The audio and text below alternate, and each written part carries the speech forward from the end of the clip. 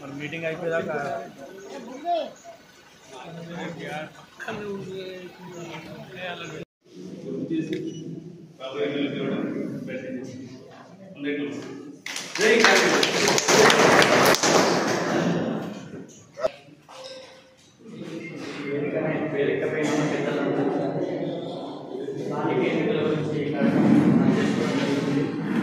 ముఖ్యంగా మనం విడాలి అంటే సగం బలం మనకు ప్రభుత్వం మన మనదే ఉన్నాయి.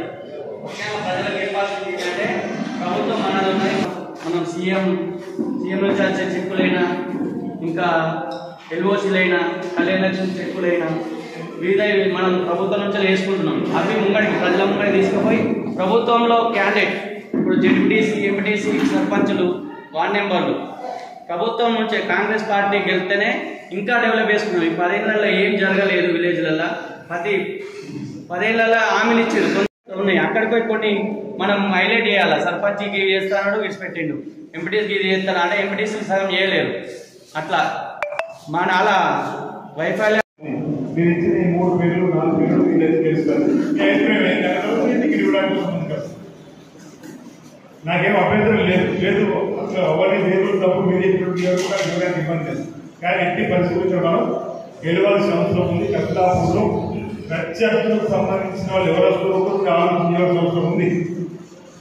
ఇప్పటికే 1 చుట్టూ 2 చుట్టూ మండలం తిరుగుతున్న వాళ్ళు ఎవరు, వారి నీటిగా మనం ఎవరు పెట్టుకుంటూ గెలుస్తామనే ఆలోచన మీకు రావాలి. ఇప్పటి మనం ఏదో మీరు చెప్తాం, ఇప్పుడు ఏదో మాట్లాడుకోవాలి, తర్వాత మీరు ఎన్నికల ప్రక్రియ స్టార్ట్ అయితే చేసుకోవడం ఎన్నికలు అయిపోయిన తర్వాత మీకు ఎగ్జాంపుల్ బిజినెస్ బాగుంది పడుకునేటువంటి ఆలోచన దయచేసి చేయకూడదు. సీరియస్నెస్ పెంచండి. సీరియస్నెస్ అనేది పెంచే అవుతుంది. కపిలాపూర్ మండలంలో మనం గెలవడానికి 100కి 101% ఉంది. అవకాశం గెలుస్తాము. ప్రజలు మనం ఏం తక్కువ చేయలేదు. వాళ్ళు 10 ఏళ్లలో చేయలేదు. పనులు మనం మొదలుపెట్టాం. కలిగిన ప్రాజెక్టు ఆనకట్ట కట్టడం కానీ చెరువుకు సంబంధించి చెరువు నిర్మాణం చేసే ప్రయత్నం చేయడం కానీ మీరు చూసేదో లేదు. చెరువు నిర్మాణం జరుగుతుంది. అర్ధరాత్రి 12 పోయి చెరువు నాలుగు ప్రయత్నం చేసింది. మాజీ ఎంపీ ప్రాజెక్ట్ చేసే పాటు ఏ పాటు టీఆర్ఎస్ పార్టీ సంబంధించి ఎందుకు ప్రయత్నం చేసినాడు. ఆ జరుగుతూ ఎక్కడ పాటు ఇబ్బందులు చెప్పారు.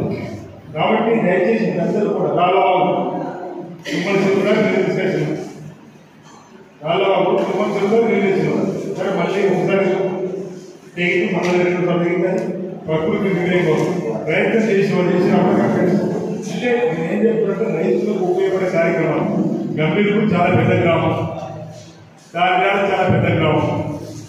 గత వర్షాకాలం కంటే ముందు ఈ వర్షాకాలం కాదు తెగినటువంటి చెరువులు మళ్ళీ వర్షాకాలం చెప్పుకుంటే ప్రజల పండుగ రావడానికి అవకాశం ఉంటుంది. ఇప్పుడు దుప్పటి కూడా చెరువు తెగిపోయింది. ఆ చెరువు మళ్ళీ వచ్చే వర్షాకాలం నుంచి ప్రయత్నం ప్రారంభం చేసినప్పటికీ అధికారులు పంపించిన ఈ ఉన్న నీళ్ళు పాయించే బాధలు ఉన్నదే మనం మళ్ళీ వచ్చేసారి నిర్మాణం చేసుకోవాలని చెప్పండి. అంటే మనం చేసే పనులు ప్రజలకు నేరుగా తెలుస్తుంది. మన కార్యకర్తలు నాయకులు చాలా మంది మిత్రులు మనం చెప్పుకోండి. అవి దాంట్లో ఒక్క చెరుకోటలోనే 8 కోట్ల రూపాయల నిధులు వస్తాయి చెప్పండి.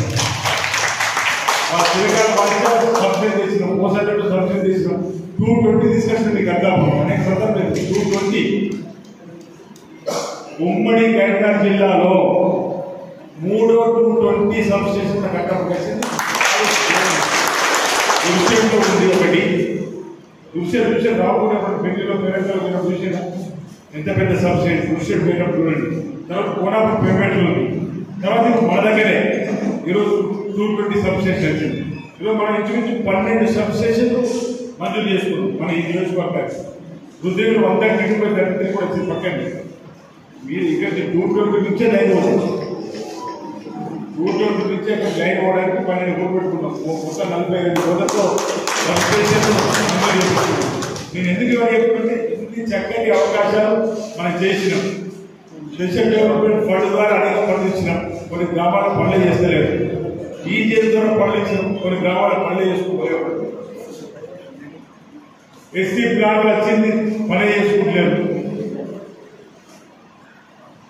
10 కోట్లు స్పెషల్ డెవలప్మెంట్ ఫండ్ మంజూరు చేస్తే గెలిచినాక 2 నెలలు 3 నెలలు ఇప్పటికి అయిన పనులు 1 కోటి లక్షలు,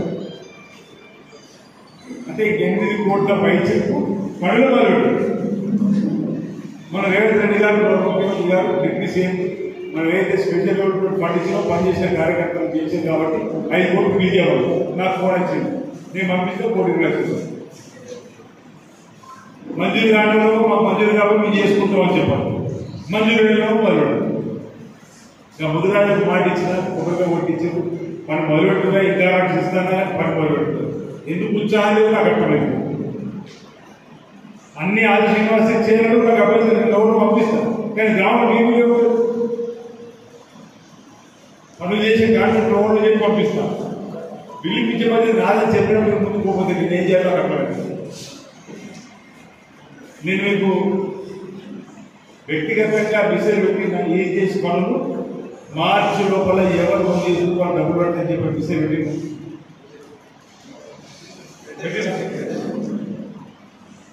పెట్టినా లేదా? మీకు వ్యక్తిగతంగా ఎవరు చేసుకుంటున్న సంబంధం మార్చి 26 పనిచేసిన డబ్బులు పడ్డా పడ్డాయి కదా. అంటే ఆలోచన చెప్పి నేను 8 నెలలకి చెప్పినా, ఎందుకంటే మీ దైవాలు ఎమ్మెల్యే అయినా రేవంత్ రెడ్డి దైవాలు నింపైనా రాష్ట్ర స్థాయిలో ఏ మంత్రుల గారికి ఏం తెలుస్తుందో నాకు తెలిసే అవకాశం ఉంది కాబట్టి దాన్ని మీ అందరికీ చేరవేస్తున్నాను. మీరు ఎవరైతే ముందు చేసుకుని ఈ చేసినా ముందుగా డబ్బులు వచ్చే అవకాశం ఉంటుందని చేసుకోవడం జరిగింది. ఆ 30 కిలోమీటర్లు పడుతున్నాను. నేను అందరికీ అవకాశం ఇచ్చే క్రమంలో అనేక సందర్భాలు ఒక మిత్రుడు నాకు ఫోన్ చేసి ఈ ప్రాంతం సంబంధించిన మిత్రుడు నాకు 5% 18 ఏళ్ళు ఈ ప్రాంతం గమనించ ఈ ప్రాంతం వచ్చిన తర్వాత ఆ ఊళ్ళే గ్రామ కమిటీ పనులు ఇచ్చిన తర్వాత పనులు అంతా చేసుకుంటున్నట్టు పని అనేది ఇచ్చేయండి. పనులు చేసుకుంటూ మీరు చేసుకుంటారు, నాయకులు చేసుకుంటారు. తర్వాత ఎక్కడ నెలకి కూడా వచ్చింది. మొదటి నుండి ఈజీఎస్ ఫండ్స్ సంబంధించిన మొదటి ఈజీఎస్ ఫండ్స్ ఇచ్చిన తర్వాత ఏ 2 లక్షల రుణమాఫీ అయిందని ఏవైతే చెప్పినామో రేషన్ కార్డు ఇవన్నీ చెప్పుకుంటూ ఈ విషయం పెన్షన్ ఇచ్చే పద్ధతి మాత్రం నీలబడకండి. అమ్మ పెన్షన్ కూడా పెంచుతాం, పెన్షన్ కూడా ఇస్తాం అని చెప్పుకుంటూ మీరు వెళ్ళండి. నీకు కూడా మనకు సమయం నామినేషన్ నిద్ర నుంచి పోలింగ్ వరకు 7 రోజుల సమయం ఉంటుంది. 7 days పోలింగ్. 7 రోజుల ముందు మనకి 8 మండలాలు ఉన్నాయి. నేను ఒక రోజు కూటమి వస్తా, 13 పైన పెడతారా 10 పైన పెడతారా, ఇక్కడ ప్రచారానికి అన్ని మండలాలు దిగాలి. సిరిసిల్ల నియోజకవర్గం సంబంధించిన బాధ్యతలు తీసుకోమని చెప్పి ప్రభుత్వం పెద్దలు చెప్తాము. పార్టీ చెప్తున్నాం, ఎక్కడికి ఒక రోజు 2 రోజులు వెళ్ళవలసి వస్తుంది. తప్పనిసరిగా ఇక్కడ వచ్చినప్పుడు 13 సంబంధించి గంటకు మీటింగ్ మనం ఎలక్షన్ నా ఎలక్షన్ పెట్టుకుంటే బెటరా ఏంటనే మీరు ఆలోచన చేస్తే నా స్పీచ్ కూడా ఉంటే మీ స్పీచ్ ఉంటే ఆ రోజు ఊరంతా ఉండేటట్టు చూసుకోండి. ఎంపీటీసీ పరిధిలో ఉన్నట్టు ఎలక్షన్ మీటింగ్ పెట్టుకుంటే అందరూ ఉంటే మనం కన్వే చేయగలుగుతాం. మన యొక్క ప్రభుత్వం చెప్పిన కార్యక్రమం చెప్పగలుగుతాం.